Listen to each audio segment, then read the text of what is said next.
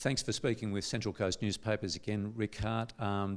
This time we're going to ask specifically about the issues around the so-called forensic audits. Can you give us a history of how that was commissioned and how it was carried out? Yeah, sure. Look, thank you for the opportunity again to explain this.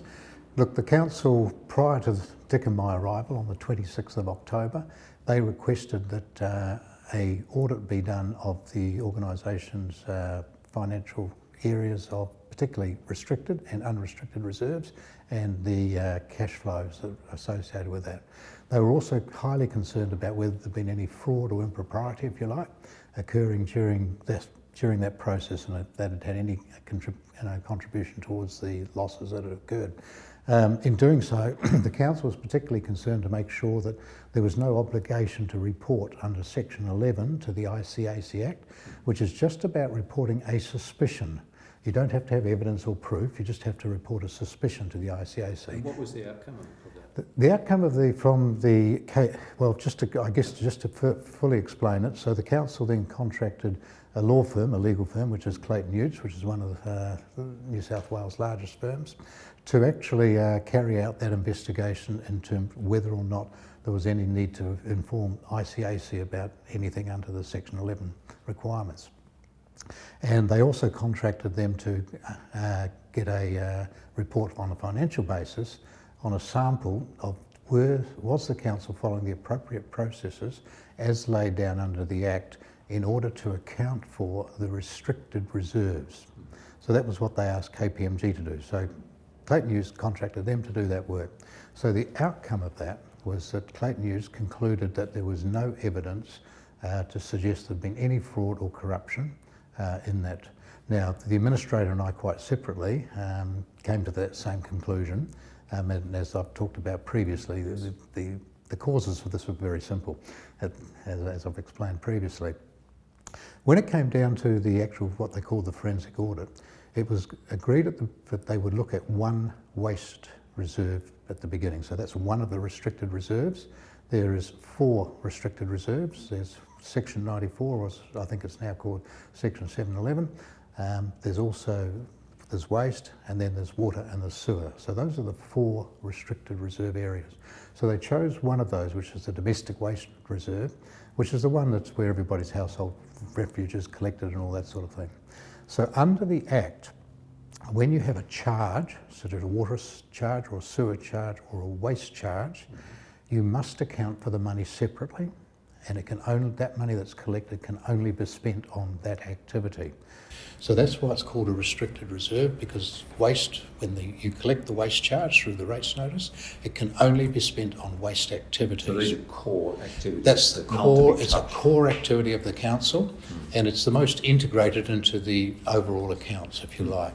So you'll see it's a separate line on your rates notice. You'll see that the waste charge is a separate line, so we know exactly how much money comes into the bank account, and the expenditure goes through the general P&L, and this is where it does get confusing for some people, because the income is sort of classified slightly separately, but on the expenditure side it's actually classified as part of our expenditure, so it's wrapped up in all the other things we do. And what the forensic audit found, that all the processes that are laid down by the Office of Local Government, they were followed correctly. However, there were errors being made because of the fact that it's, if I take the example in waste, where we collect waste bins from residents, which is done by contractors. So for example, that contract fee gets paid out through our materials and contracts line. So it's in that expenditure area. But then we have staff that collect waste from bins in the streets and so on, in the town centres, etc. Now that's our staff that are collecting those, but that staff cost has to be charged against that revenue that comes in from the waste charge. Now what they've been doing is we didn't get that quite right in places, and we were actually at the end of the day undercharging the waste reserve. In other words, we were not charging back normal council staff's time, which should be attributed to the waste, was not being charged to the waste. So over the 4 years, they found around about $4 million that needed to be reallocated from the general fund area, back towards the waste reserve. And that was, when you consider that the waste reserve is about $90 million, it's a relatively small number over 3 years. Yeah. So there's simple mistakes like that just were being made and errors. Now that also came about because of the fact that the harmonisation of the financial systems hadn't occurred, so you were dealing with waste from Gosford area, waste from the Wyong area, and then having to account for it within this. So it's just in there you had these simple errors occurring. So there's suggestions that KPMG made about improving things are all around the financial area, tightening some of that stuff up, having better reconciliation of the money coming in versus the money going out to make sure it's being attributed to the right area. And that's the general thing across all the reserves. So the decision was made, and I made the decision, that rather than spend another approximately $300,000 to go through the other reserves to check exactly the same processes, it didn't seem to make sense since there was, we understood what the issues were and they were relatively small. As I said, the problem was actually they was just kept spending money and just dipping into that big bucket of money they had, and out it went. On that, as far as income's concerned, in the last interview you did show the graph showed a market decline over the last year. Question from one of the readers was, how much was related to the COVID compensations that were effectively mandated through the state government and on behalf of the council? How much money?